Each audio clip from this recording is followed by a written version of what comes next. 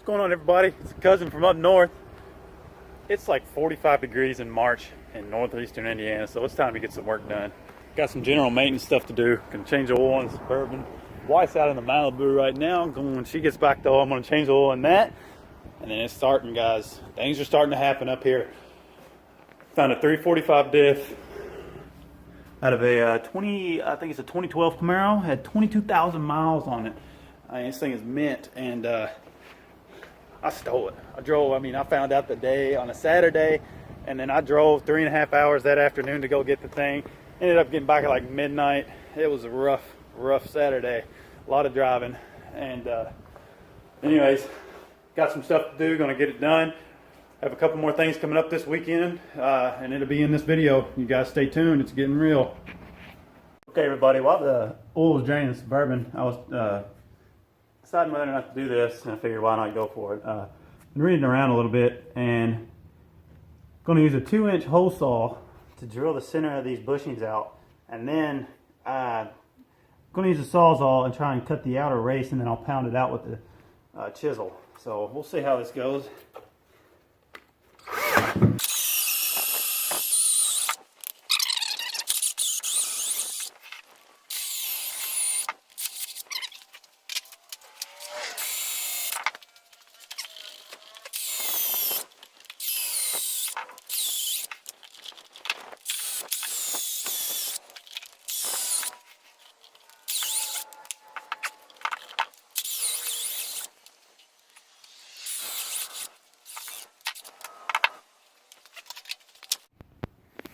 All right, everybody. Worked on the diff a little bit. Oh, my pants just ripped. Got one of the rear diff bushing is out. I'm gonna have to cut them, like I said before. Battery keeps dying on the drill. The drill started smoking, and so I had to quit. But I'm started on the front too. Finished the oil change on the Suburban. Malibu's up here. Fixing to get the oil change on it. There's some stuff I done to it. Nothing. Put an intake on that. It's got the 2.0 turbo LTG engine, same one they put in the Camaro, so it actually does run pretty good. But besides that, here's a car we've worked on. 2008 Stealth Blue G8. You want to talk about it? You got this? Go for it. When he bought the car, like I mentioned before, it had the headers, it had a crappy Spectre intake on it. And we've put Rotofab on it. It was fairly stock. It had some crappy headlights in it, and we replaced those with some factory G8 headlights, and then we put Laminex on them. It has Morimoto LED fog lights. Another thing is the car was in an accident, and front end collision hurt the bumper, the hood, and he had actually just bought a carbon fiber Maverick Man hood.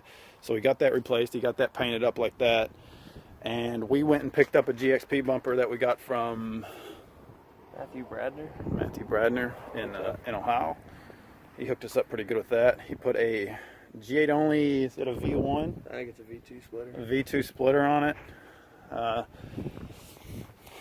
See, he's got some coil covers for it. Are those the Holley ones? Yeah, those are Holley coil covers. He's got the cover. What is that plate? Who's that? Yeah, it's like, I don't even know what they call that anymore. Who'd you get it from, though? That's Chris Fretch. Chris Fresh made that plate for him. He makes them he made it for a GT500. Yeah, he makes it for everything, so it's a good shout out to that guy. He got the aero catch hood latches on that. Got it painted up the way he wanted it whenever the car was wrecked. CTSV wheels that he stole, practically. Me and him did, what are they, FE3 front struts, and ran pretty well brand new rear GT struts for it. And what low-end springs? Eibach low-end springs. He just recently got a Rick Crawford Racing ported throttle body and a GXP diffuser that we threw on. The car came with a Solo. Which Solo is that? Balanced. Mach? Yeah. Mach balanced 2.5-inch catback. He has Spider LED taillights. Did the car come with that? No, I put those on. He put those on, and then which is that, a Mavman spoiler as well? Mavman spoiler, that's not the carbon fiber one. He does have one ordered, but this one is going on that car whenever his carbon fiber one gets here. And then I guess just a E-Gay roof spoiler, right? Yep. It's the old E-Gay. Good old E-Gay. Yeah, and then he does these. He works at a shop that has a laser he cuts metal with, and he made that for it. So that's pretty nice. He makes those if you guys need anything like that. But there's that car. We've done quite a bit of work to it. And sorry about the wind. I apologize for that.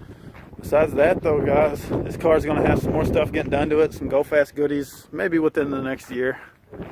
It's the slow mod now. As long as it doesn't get wrecked again. Yeah, maybe. We'll see.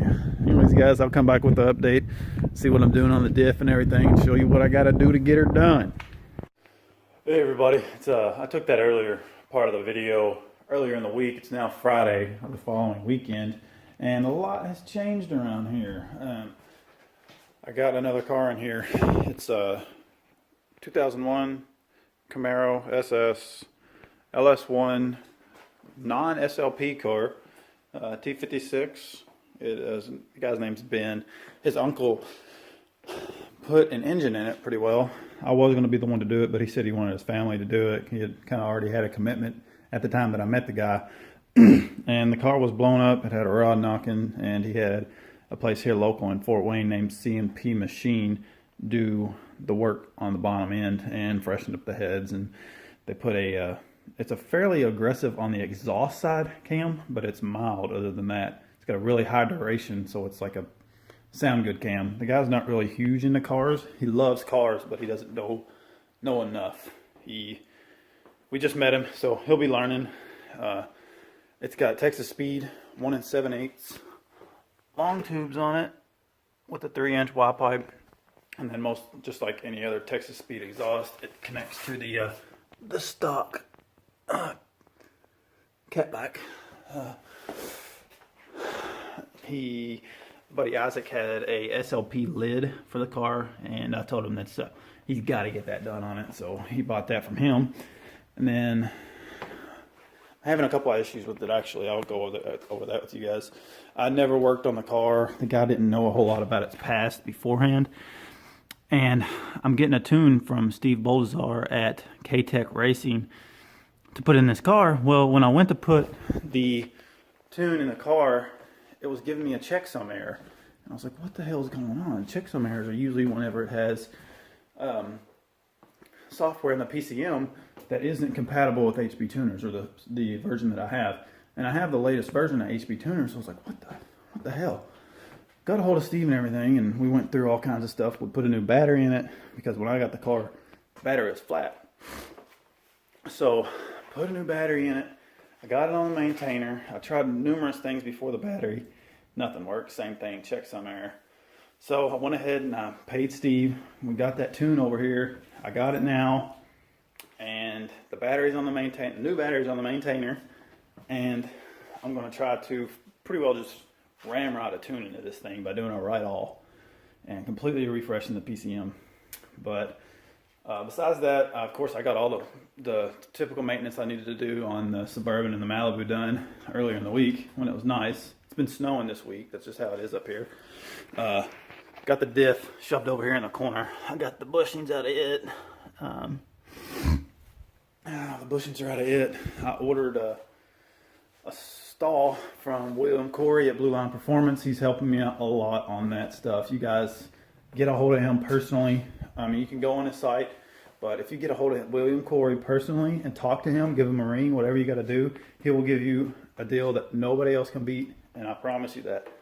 So get a hold of that guy. I'm been working with him a little bit on doing the transcooler as well as the diff bushings, getting the diff bushings from him, and then I'm up in the air. I want to make the car faster, of course, but I want to make more power as well.